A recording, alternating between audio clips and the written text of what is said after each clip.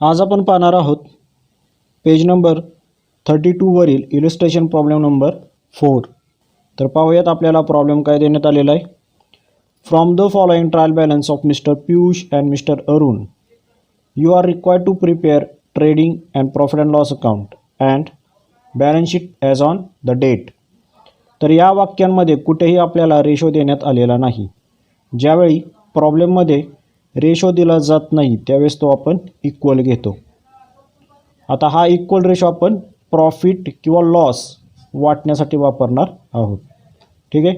पुढे आपल्याला ट्रायल बॅलन्समध्ये टिक मार्क्स करून घ्यायचे आहेत. सुरुवातीला आपल्याला ट्रायल बॅलन्समध्ये कुठं रिटर्न्स आलेले आहेत का ते चेक करायचं आहे. तर डेबिट बॅलन्सेसमध्ये सेल्स रिटर्न दिले जातात. सेल्स रिटर्न आलेले नाही आहेत.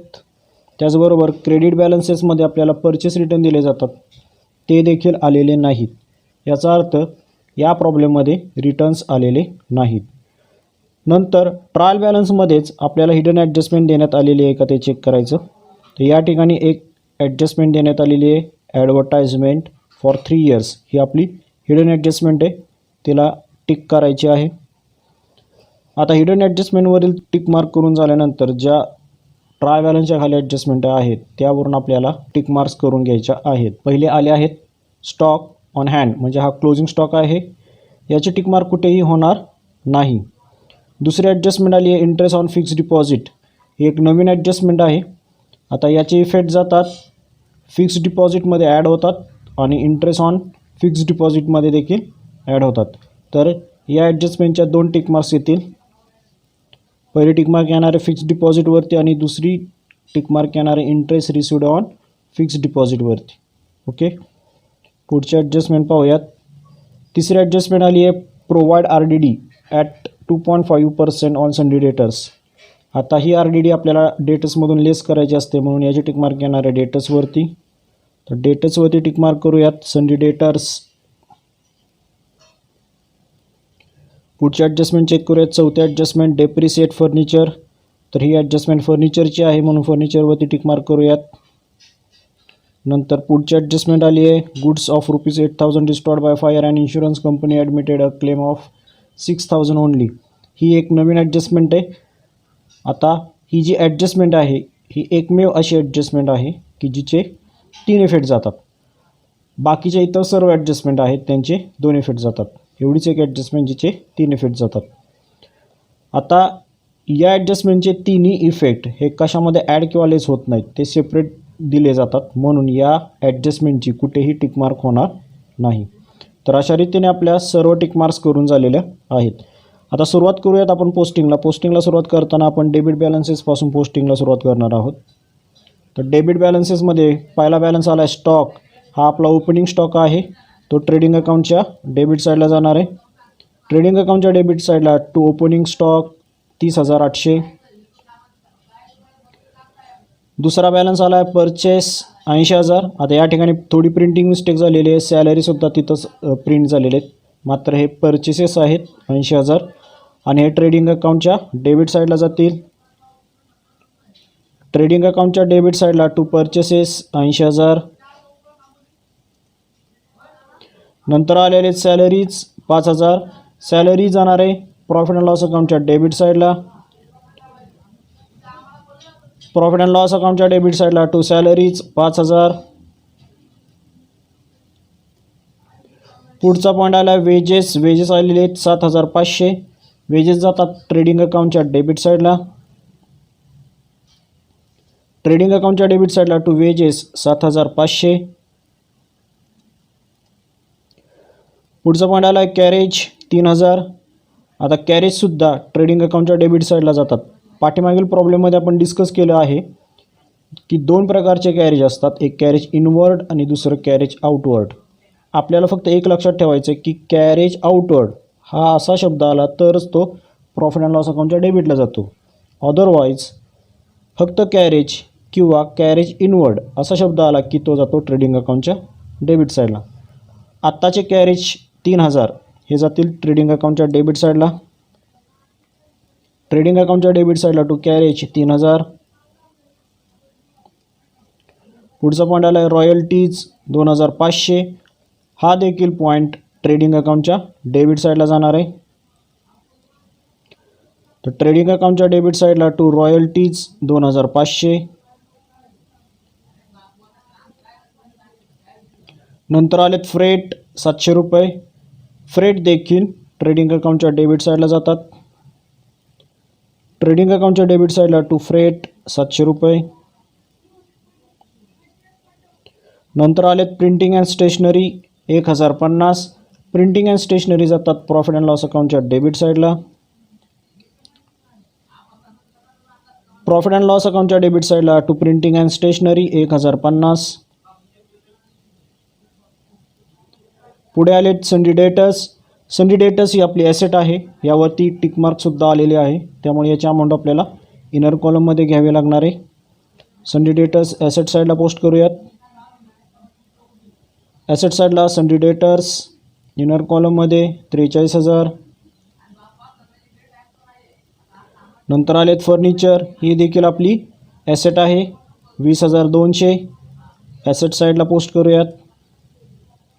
फर्निचर इनर कॉलममध्ये 20,200. पुढे आली आहे lease hold property 25,000.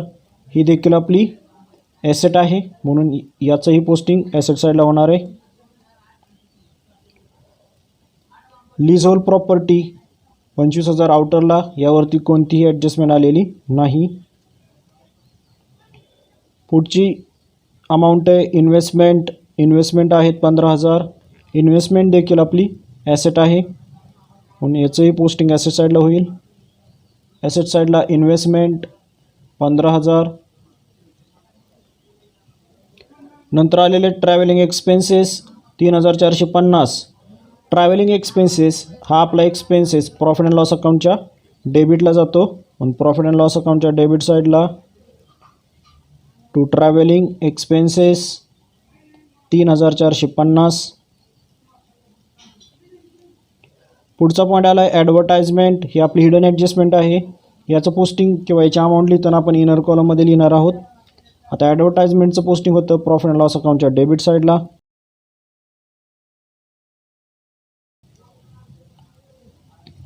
Profit and loss अकाउंटच्या डेबिट साईडला टू ॲडव्हर्टाइजमेंट इनर कॉलममध्ये 30,000. पुढे आलेत बॅड डेब्स. ट्रायल बॅलन्समध्ये दिलेले बॅड डेब्स हे आपले ओल्ड बॅड डेब्स असतात, त्याच्यामुळे याचं पोस्टिंग प्रॉफिट अँड लॉस अकाउंटच्या डेबिट साईडला करायचं आहे. प्रॉफिट अँड लॉस अकाउंटच्या डेबिट साईडला टू बॅड डेब्स ओल्ड 500 रुपये. नंतर आले डिस्काउंट अलाउड. डिस्काउंट अलाउड म्हणजे कोणताही डिस्काउंट आला तर तो प्रॉफिट अँड लॉस अकाउंटलाच पोस्ट होतो. डेबिट साईडचे डिस्काउंट हे प्रॉफिट अँड लॉस अकाउंटच्या डेबिटला पोस्ट होतात, आणि क्रेडिट बॅलन्सेसमध्ये आलेले डिस्काउंट हे प्रॉफिट अँड लॉस अकाउंटच्या क्रेडिटला पोस्ट होतात. तर डिस्काउंट अलाउड हा प्रॉफिट अँड लॉस अकाउंटच्या डेबिट साईडला जाणार आहे. प्रॉफिट अँड लॉस अकाउंटच्या डेबिट साईडला to discount allowed 1,800. Cash in hand ही आपली ॲसेट आहे 7,000. त्याचबरोबर कॅश ॲट बँक ही देखील आपली ॲसेट आहे. दोन्ही ॲसेट्स आपण ॲसेट साईडला पोस्ट करूयात. कॅश इन हँड 7,000 रुपये, कॅश ॲट बँक 20,000 रुपये. तर अशा रीतीने दोन्ही ॲसेट पोस्ट करून झाले आहेत. पुढची फिक्स डिपॉझिट ही देखील आपली ॲसेट आहे. आता फिक्स डिपॉझिट हे एक प्रकारची आपली इन्व्हेस्टमेंटच असते. आता याच्यावरती टिकमार्क आहे, त्याच्यामुळे याची अमाऊंट आपल्याला इनर कॉलममध्ये लिहावी लागणार आहे. ॲसेट साईडला पहा, फिक्स डिपॉझिट इनर कॉलममध्ये 15,000. तर अशा रीतीने आपले डेबिट बॅलन्सेस पोस्ट करून झालेले आहेत. आता आपल्याला पोस्टिंग करायचं आहे क्रेडिट बॅलन्सेसचं. क्रेडिट बॅलन्सेसमध्ये सुरुवातीला आले कॅपिटल अकाउंट पियुष 80,000 आणि अरुण 80,000. दोन्ही पार्टनर्सचं कॅपिटल हे कॅपिटल अकाउंटच्या क्रेडिट साईडला ब्रॉट डाऊन करायचं. पार्टनर्स कॅपिटल अकाउंटच्या क्रेडिट साईडला बाय बॅलन्स ब्रॉट डाऊन 80,000 80,000. पुढे आले संडी क्रेडिटर्स 20,500. संडी क्रेडिटर्स आपली लायबिलिटी आहे, त्यामुळे याचं पोस्टिंग होणार आहे लायबिलिटी साईडला. लायबिलिटी साईडला पहा संडी क्रेडिटर्स 20,500. पुढचं पॉईंट आलं आहे interest received on fixed deposit. आता नेहमी लक्षात ठेवा, कॅपिटल हे कॅपिटल अकाउंटच्या क्रेडिटला पोस्ट होणार आहे, लायबिलिटीज या लायबिलिटी साईडला पोस्ट होणार आहेत, आणि कॅपिटल आणि लायबिलिटीज सोडून जे उरतात ते सगळे इन्कम असतात. आता इंटरेस्ट रिसिव्ड ही आपली लायबिलिटी नाही आहे म्हणून तो आपला इन्कम आहे, आणि हा इन्कम प्रॉफिट अँड लॉस अकाउंटच्या क्रेडिट साईडला पोस्ट होतो म्हणून याचं पोस्टिंग होणार आहे प्रॉफिट अँड लॉस अकाउंटच्या क्रेडिट साईडला. प्रॉफिट अँड लॉस अकाउंटच्या क्रेडिट साईडला by interest on fix deposit inner कॉलममध्ये 1,000, कारण यावरती ॲडजस्टमेंट विचारण्यात आलेली आहे. नंतर आलेत बँक ओव्हरड्राफ्ट 10,000. बँक ओव्हरड्राफ्ट ही आपली लायबिलिटी आहे म्हणून याचं पोस्टिंग होणार आहे लायबिलिटी साईडला. लायबिलिटी साईडला बँक ओव्हरड्राफ्ट 10,000. नंतर आलेत सेल्स 1,20,000. सेल्सचं पोस्टिंग होणार आहे ट्रेडिंग अकाउंटच्या क्रेडिट साईडला. ट्रेडिंग अकाउंटच्या क्रेडिट साईडला बाय सेल्स 1,20,000. तर अशा रीतीने आपले डेबिट बॅलन्सेस आणि क्रेडिट बॅलन्सेस दोन्हींचं पोस्टिंग झालेलं आहे. ट्रायल बॅलन्समधील डेबिट आणि क्रेडिट बॅलन्सेस पोस्ट करून झाल्यानंतर सुरुवातीला आपल्याला ट्रायल बॅलन्समध्ये विचारलेली हिडन ॲडजस्टमेंट सोडवायची असते. आता या ठिकाणी हिडन ॲडजस्टमेंट देण्यात आलेली आहे ॲडव्हर्टाइजमेंट फॉर 3 इयर्स 30,000. आता लक्षात घ्या, त्यांनी हे जे 30,000 रुपये भरलेले आहेत ते 3 वर्षांचे आहेत. आपलं जे फायनल अकाउंट आहे हे 1 वर्षाचं असतं, म्हणजे आपल्याला या 30,000 फक्त 1 वर्षाचा खर्च हा प्रॉफिट अँड लॉसला दाखवायचा आहे. उरलेला जो पुढील 2 वर्षांचा त्यांनी जो एक्स्ट्रा खर्च भरलेला आहे तो प्रीपेड म्हणून आपल्याला वजा करायचा आहे. तर लक्षात घ्या, 3 वर्षातील आपण फक्त 1च वर्षाचा एक्सपेन्सेस दाखवणार आहोत, उरलेल्या 2 वर्षांचे प्रीपेड दाखवणार आहोत. तर त्याचं कॅल्क्युलेशन पाहूयात कसं होतं आहे. तर वर्किंग नोटमध्ये बघा, प्रीपेड ॲडव्हर्टाइजमेंट आता आपल्याला दिलेले आहेत 30,000 रुपये 3 वर्षांचे, म्हणजे छेदस्थानी किती येतील 3. 3ने भागाकार करून येतील ₹10,000 फॉर 1 इयर, म्हणजे एका वर्षाचे प्रीपेड ॲडव्हर्टाइजमेंट किती असते 10,000. पण आपण ॲडव्हान्समध्ये पुढील 2 वर्षांची प्रीपेड ॲडव्हर्टाइजमेंट केलेली आहे, त्यामुळे प्रीपेड ॲडव्हर्टाइजमेंट फॉर 2 इयर्स बरोबर ₹10,000 × 2 = 20,000. म्हणजे आपल्याला पुढील 2 वर्षांची प्रीपेड ॲडव्हर्टाइजमेंट किती मिळणार आहे 20,000 रुपये. आता या प्रीपेड ॲडव्हर्टाइजमेंटचे इफेक्ट काय जातात बघा. पहिला इफेक्ट जातो लेस फ्रॉम ॲडव्हर्टाइजमेंट, म्हणजे आपल्याला प्रॉफिट अँड लॉस अकाउंटच्या डेबिट साईडला ॲडव्हर्टाइजमेंटमधून हे 20,000 लेस करायचे. आणि दुसरा इफेक्ट जाणार आहे show on asset side prepaid advertisement, आणि याचा दुसरा इफेक्ट आपण ॲसेट साईडला प्रीपेड ॲडव्हर्टाइजमेंट 20,000 दाखवणार आहोत. तर याचा पहिला इफेक्ट देऊयात आपण प्रॉफिट अँड लॉस अकाउंटच्या डेबिट साईडला. लेस प्रीपेड ॲडव्हर्टाइजमेंट फॉर 2 इयर्स 20,000 असतील, आउटरला येतील 10,000. आउटरला जे 10,000 आलेले आहेत ते फक्त एका वर्षाचे आलेले आहेत. आपण पुढील 2 वर्षांचे 20,000 हे लेस केलेले आहेत. याचा सेकंड इफेक्ट जाणार आहे ॲसेट साईडला. ॲसेट साईडला प्रीपेड ॲडव्हर्टाइजमेंट 20,000. तर अशा रीतीने आपल्या सर्व पोस्टिंग्स आणि हिडन ॲडजस्टमेंट सोडवून झालेले आहेत. आता ट्रायल बॅलन्सच्या खाली जे ॲडजस्टमेंट दिलेले आहेत त्या आपल्याला सोडवायच्या आहेत. आता या ठिकाणी आपल्याला 5 ॲडजस्टमेंट देण्यात आलेले आहेत. त्या 5 ॲडजस्टमेंटचे इफेक्ट कुठे कुठे जातात याचा खाली मी एक टेबल दिलेला आहे. तर पहिली ॲडजस्टमेंट आली आपली stock on hand on 31 March 2019 was cost price ₹40,000 and market price ₹35,000. या ठिकाणी आपल्याला क्लोजिंग स्टॉकच्या 2 अमाऊंट देण्यात आलेल्या आहेत, एक 40,000 एक 35,000. तर आपला नियम असा आहे की जी अमाऊंट कमी आहे ती अमाऊंट आपण क्लोजिंग स्टॉक म्हणून घेणार आहोत. तर या ठिकाणी आपल्याला 35,000 हे क्लोजिंग स्टॉकची अमाऊंट घ्यावी लागणार आहे. आता इफेक्ट काय जातात बघा क्लोजिंग स्टॉकचे. ट्रेडिंग अकाउंटच्या क्रेडिट साईडला आणि दुसरा इफेक्ट जाणार आहे ॲसेट साईडला. पहिला इफेक्ट पहा, ट्रेडिंग अकाउंटच्या क्रेडिट साईडला बाय क्लोजिंग स्टॉक 35,000. दुसरा इफेक्ट जाणार आहे ॲसेट साईडला क्लोजिंग स्टॉक 35,000. नंतर पुढची ॲडजस्टमेंट आली आहे, interest on fix deposit ₹1200 is steel receivable. म्हणजे फिक्स डिपॉझिटवरील इंटरेस्ट अजून आपल्याला येणे बाकी आहे, अजून तो आपल्याला मिळालेला नाही. म्हणजे थोडक्यात हा आउटस्टँडिंग इन्कम असतो. आता याचे इफेक्ट काय जाणार आहेत पहा. आता इंटरेस्ट ऑन फिक्स डिपॉझिट याचे effect same interest on investment या ॲडजस्टमेंटसारखे असतात, कारण फिक्स डिपॉझिट ही देखील आपली एका प्रकारची इन्व्हेस्टमेंटच आहे. म्हणून पहा, पहिला इफेक्ट काय जाणार आहे, on asset side add in fix deposit. तर ॲसेट साईडला आपल्याला पहिला इफेक्ट द्यायचा आहे, फिक्स डिपॉझिटमध्ये ॲड करायचे. दुसरा इफेक्ट काय आहे, show profit and loss account credit side by interest on fix deposit. तर क्रेडिट साईडला ते इंटरेस्ट ऑन फिक्स डिपॉझिट म्हणून दाखवायचे आहेत. पण ऑलरेडी आपल्याला पहिले इंटरेस्ट ऑन फिक्स डिपॉझिट आहेत, त्याच्यात आपल्याला हे डिपॉझिटचे इंटरेस्ट काय करायचे, ॲड करायचे आहेत.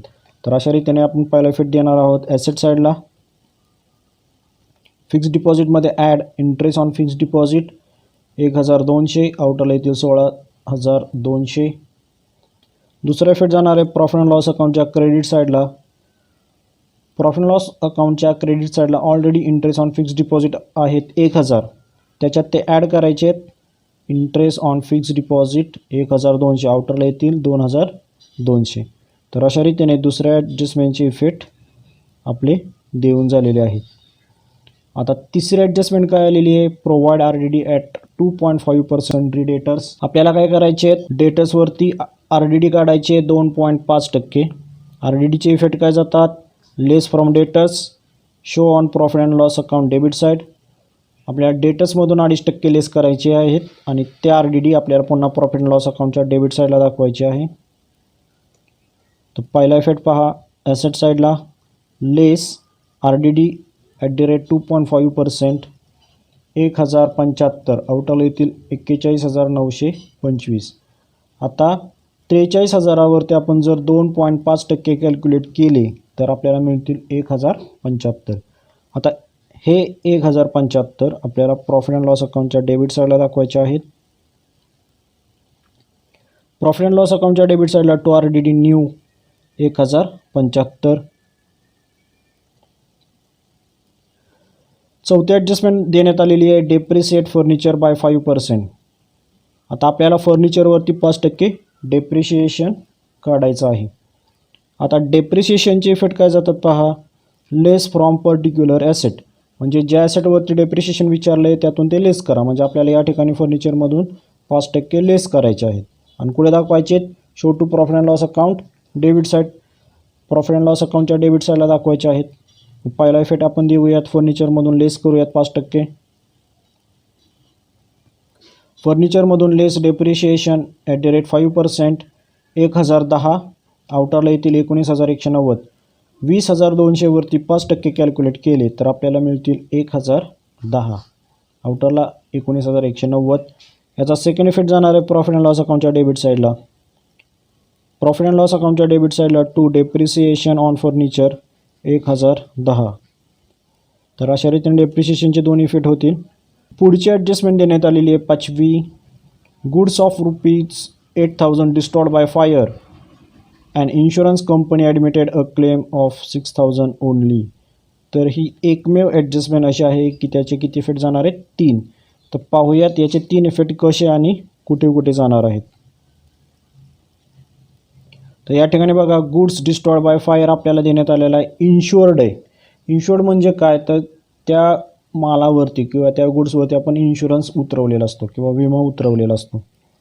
आता विमा उतरवलेला गुड्स जर आगीमध्ये जळाला तर विमा कंपनी आपल्याला काय करते, त्याच्यावरला इन्शुरन्स देते.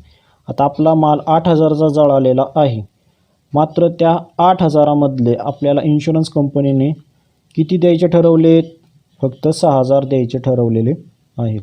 म्हणजे आपल्याला इन्शुरन्स कंपनीकडून किती मिळणार आहेत, 6,000 रुपये आपल्याला मिळणार आहेत. आता आपल्याला एक्झॅक्ट लॉस किती झाला मग याच्यामध्ये, जर आपल्याला 6,000 रुपये रिकवर होणार असतील आपले, तर आपला एक्झॅक्ट लॉस होणार आहे 2,000चा आणि तो असणार आहे आपला लॉस बाय फायर. म्हणजे आगीमुळे आपला झालेला लॉस हा 2,000 असणार आहे. ठीक आहे. तर अशा रीतीने आपल्याला 3 अमाऊंट मिळणार आहेत, एक 8,000, एक 6,000 आणि एक 2,000. आता या 3 अमाऊंटचे 3 इफेक्ट कसे जातात पहा. पहिली आहे 8,000. या अमाऊंटचे इफेक्ट जाणार आहे ट्रेडिंग अकाउंटच्या क्रेडिट साईडला, म्हणजे ट्रेडिंग अकाउंटच्या क्रेडिट साईडला पूर्ण अमाऊंट दाखवायची 8,000. नंतर दुसरी अमाऊंट आहे 6,000. आता हा क्लेम आहे, क्लेम आपल्याला मिळणार आहे, अजून मिळालेला नाही, म्हणून तो येणे बाकी असल्यामुळे ती आपली ॲसेट असते, म्हणून हा क्लेम ॲसेट साईडला पोस्ट होणार आहे. नंतर जो लॉस झालेला असतो तो प्रॉफिट अँड लॉस अकाउंटच्या डेबिटला जातो, म्हणून हे 2,000 आपल्याला प्रॉफिट अँड लॉस अकाउंटच्या डेबिट साईडला दाखवावे लागणार आहेत. तर अशा रीतीने या ॲडजस्टमेंटचे 3 इफेक्ट जातात. पहा, goods destroyed by fire, insured, याचे 3 इफेक्ट ट्रेडिंग अकाउंटच्या क्रेडिट साईडला by goods destroyed by fire म्हणून आपण दाखवणार आहोत फुल अमाऊंट. दुसरी इफेक्ट जाणार आहे show on asset side insurance claim म्हणून आपण दाखवणार आहोत, तिथे आपण क्लेम अमाऊंट दाखवणार आहोत. आणि प्रॉफिट अँड लॉस अकाउंटच्या डेबिट साईडला टू लॉस बाय फायर, त्या ठिकाणी आपण लॉस अमाऊंट दाखवणार आहोत. तर अशा रीतीने या ॲडजस्टमेंटचे आपण 3 इफेक्ट देऊयात. पहिला इफेक्ट ट्रेडिंग अकाउंटच्या क्रेडिट साईडला by goods destroyed by fire 8,000 full amount आपण या ठिकाणी दाखवलेली आहे. याचा सेकंड इफेक्ट जाणार आहे ॲसेट साईडला क्लेम अमाऊंट, इन्शुरन्स क्लेम 6,000 ही आहे क्लेम अमाऊंट, म्हणजे आपल्याला इन्शुरन्स कंपनीकडून मिळणारी अमाऊंट. आणि आपल्याला या व्यवहारामध्ये जो लॉस झालेला आहे तो जाणार आहे प्रॉफिट अँड लॉस अकाउंटच्या डेबिट साईडला. तर प्रॉफिट अँड लॉस अकाउंटच्या डेबिट साईडला टू लॉस बाय फायर 2,000 रुपये. तर अशा रीतीने या ॲडजस्टमेंटचे 3 इफेक्ट द्यावे लागणार आहेत. तर अशा रीतीने आपल्या सर्व ॲडजस्टमेंट सोडवून झालेले आहेत. आता आपण अकाउंट्स क्रमाक्रमाने काय करूयात, क्लोज करूयात. पहिला अकाउंट येणार आहे ट्रेडिंग अकाउंट. क्लोजिंग करताना सुरुवातीला आपल्याला दोन्ही साईडचे टोटल घ्यावे लागणार आहेत. तर क्रेडिट टोटल येणार आहे याची 1,63,000. नंतर डेबिट टोटल येणार आहे 1,24,500. यांची वजाबाकी करूयात. तर या दोन्ही टोटल्सची वजाबाकी येणार आहे 38,500. आता आलेले 38,500 हे ज्या साईडचे टोटल कमी आहे त्या बाजूला आपल्याला लिहावे लागणार आहे. आता क्रेडिट टोटल आणि डेबिट टोटलमध्ये डेबिट टोटल ही कमी टोटल आहे, त्यामुळे 38,500 आपल्याला डेबिट साईडला लिहावे लागणार आहेत. आणि ज्यावेळेस आपण वजाबाकी डेबिट साईडला लिहितो त्यावेळेस त्या ठिकाणी ग्रॉस प्रॉफिट असतो, म्हणून to gross profit carried down हा 38,500 असणार आहे. दोन्ही साईडची टोटल लिहा. टोटल लिहिताना जी मोठी टोटल आहे तीच दोन्ही बाजूला मांडा. 1,63,000, 1,63,000. तर अशा रीतीने ट्रेडिंग अकाउंट आपलं क्लोज होईल. आलेला ग्रॉस प्रॉफिट आपल्याला प्रॉफिट अँड लॉस अकाउंटच्या क्रेडिट साईडला ट्रान्सफर करायचं आहे. By gross profit brought down 38,500. एकदा का ग्रॉस प्रॉफिट ट्रान्सफर करून झाला की आपल्याला profit and loss account close करायचं आहे. पुन्हा दोन्ही साईडचे आपल्याला टोटल्स घ्यावे लागतील. पहिल्यांदा क्रेडिट साईडची टोटल घेऊयात. क्रेडिट टोटल येणार आहे आपली 40,700. नंतर डेबिट टोटल घेऊयात. तर डेबिटची टोटल येईल 25,885. त्याची वजाबाकी येईल आपली 14,815. तर अशा रीतीने आपल्याला प्रॉफिट अँड लॉस अकाउंटचा बॅलन्स मिळणार आहे 14,815. आता प्रॉफिट अँड लॉस अकाउंटला जो बॅलन्स मिळतो तो एकतर नेट प्रॉफिट किंवा नेट लॉस असतो. आता या ठिकाणी पहा, आपली टोटल कमी कोणती आहे, डेबिटची टोटल कमी आहे, म्हणून ही वजाबाकी आपल्याला डेबिट साईडला मांडावी लागणार आहे. आणि ज्यावेळेस आपल्याला वजाबाकी डेबिट साईडला मांडावी लागते त्या ठिकाणी आपल्याला प्रॉफिट असतो, म्हणून हा नेट प्रॉफिट आहे. आता हा नेट प्रॉफिट आपल्याला काय करायचा, या पार्टनर्समध्ये डिस्ट्रीब्यूट किंवा वाटायचा आहे. त्यासाठी आपल्याला लागणार आहे रेशो. तर प्रॉब्लेममध्ये पहा, आपल्याला कुठेही रेशो देण्यात आलेला नाही आणि रेशो दिला नसल्यामुळे तो आपण इक्वल घेणार आहोत आणि आलेला नेट प्रॉफिट आपल्याला त्या दोन पार्टनर्समध्ये इक्वल वाटावा लागणार आहे. म्हणून नेट प्रॉफिट वाटणे इन इक्वल रेशो 1:1. आता 1:1 याचा आपण अपूर्णांक करणार आहोत 1/2, 1/2. 1 + 1 यांची बेरीज आपण छेदस्थानी लिहिणार आहोत. ठीक आहे. आता सुरुवातीला पहिल्या पार्टनरला आपण हा प्रॉफिट वाटूयात. तर पहिला पियुष या पार्टनरला 14,815 मधील 1/2 म्हणजे निम्मा प्रॉफिट त्याला जाणार आहे. आता छेदस्थानी 2 आहेत. 14,815ला जर आपण डिवाईड केलं 2ने तर भागाकार येणार आहे 7407.5. आपण त्याचे पूर्ण अमाऊंट करून घेतलेली आहे 7408. वरचे जे 50 पैसे राहणार आहेत तो पूर्ण रुपये आपण कोणाला दिलेला आहे, पियुषला दिलेला आहे. नंतर अरुणला बघा 14,815मधील 1/2 एवढा प्रॉफिट वाटून जाणार आहे. त्यालाही 7,407 रुपये वाटून जातील. मात्र 1 रुपया आपण पियुषला जास्त दिल्यामुळे याला 7,407च मिळणार आहे. तर अशा रीतीने नेट प्रॉफिट वाटून झाल्यानंतर तो प्रॉफिट अँड लॉस अकाउंटच्या डेबिट साईडला लिहायचा आहे. पहिल्यांदा पियुष 7,408, नंतर आहे अरुण 7,407. तर 14,815 असे वाटून येतील. नेट प्रॉफिट वाटून झाल्यानंतर आपल्याला टोटल घ्यायची आहे.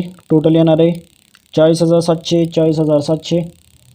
आता हा नेट प्रॉफिट आपल्याला कॅपिटल अकाउंटच्या क्रेडिटला ट्रान्सफर करायचा आहे.